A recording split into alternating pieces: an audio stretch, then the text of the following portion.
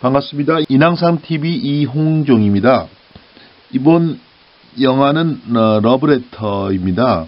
1995년 영화고요. 최근에 지금 개봉관에서 다시 앵콜로 상영되고 있습니다. 오겐키 데스까라는 대사로서 이 영화가 유명하죠. 오겐키 데스까, 와타시와 겐키 데스. 잘 지내고 있나요? 나는 잘 지내고 있어요. 구독, 알람, 좋아요 부탁드리겠습니다.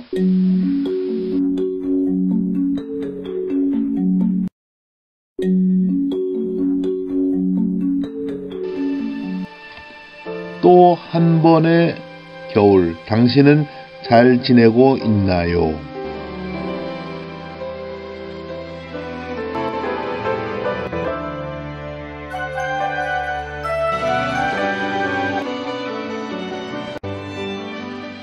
일본 감독 이하이 순지의 첫 번째 장편 영화다.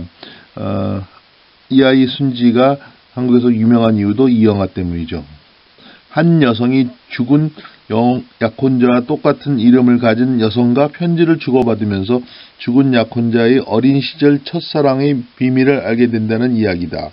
일본 여배우 나카야마 미호가 주인공 와타나베 히로코와 약혼자의 첫사랑 이츠키를 1인 2역으로 모두 맡아 연기합니다.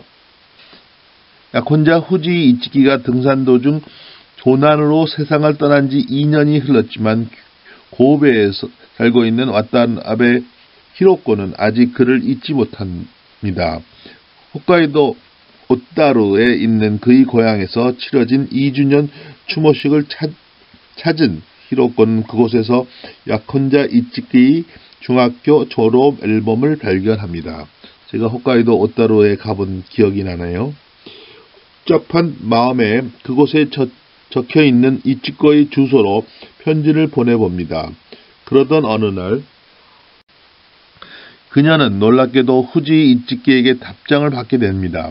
하지만 이 편지는 약혼자인 후지 이츠키와 같은 중학교에 다녔던 그와 이름이 같은 여학생 후지 이츠키가 보낸 것입니다. 히로코는 자신의 약혼자와 같은 이름을 가졌던 여학생이 있었다는 사실을 알게 되고 앨범을 다시 찾아본 다음 그녀가 자신과 많이 닮았다는 사실을 깨닫게 됩니다. 호기심과 그리움에 이끌려 히로코는 그녀와 계속해서 편지를 주고받습니다. 히로코의 연인 아키바 시게루는 여전히 이츠키를 잊지 못하는 히로코를 보며 착잡한 감정을 갖습니다. 히로코와 편지를 주고받는 이츠키는 고향에 남아 도서관에서 일을 하며 살고 있습니다. 히로코와 편지를 주고받으며 이츠키는 중학교 시절 자신과 이름이 같은 남학생 이츠키와 있었던 일들을 하나씩 회상하기 시작합니다. 학교 내에서 2명의 이츠키는 같은 독서부 활동을 하게 되는데 남학생 이츠키는 한 번도 대출된 적이 없는 어려운 책의 대출카드 맨 위에 자신의 이름을 남기는 것을 좋아하지만 여학생 이츠키는 이런 행동을 장난으로 받아들이며 그 이유를 이해하지 못합니다. 그러던 어느 날 감기가 악화되어 여학생 이츠키의 아버지가 세상을 떠나고 깊은 슬픔에 빠진 엄마와 어수선한 집 분위기 때문에 그녀는 한동안 학교에 나가지 못합니다.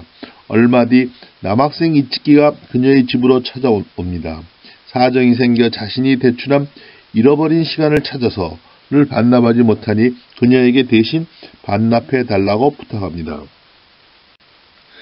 다시 등교하게 된 여학생 이츠키는 그가 전학 갔음을 알게 되고 허전함을 느낍니다. 남학생 이츠키와의 추억을 더듬던 이츠키는 자신이 다녔던 중학교에 찾아갑니다. 그곳에서 대출카드 가득 남아있던 후지 이츠키라는 이름 덕분에 그녀는 도서부 아이들의 뜻하지 않은 한 대를 받습니다. 한편 그녀는 학교 선생님에게 남학생 후지 이츠키가 2년 전 세상을 떠났다는 사실을 듣게 되고 충격에 빠집니다. 며칠 뒤 도서부 아이들이 이츠키를 찾아옵니다. 그리고 그녀에게 잃어버린 시간을 찾아서를 건네주며 그 안에 들어있는 대출카드의 뒷면을 보라고 얘기해줍니다. 거기에는 남학생 이츠키가 스케치한 자신의 모습이 담겨 있었습니다.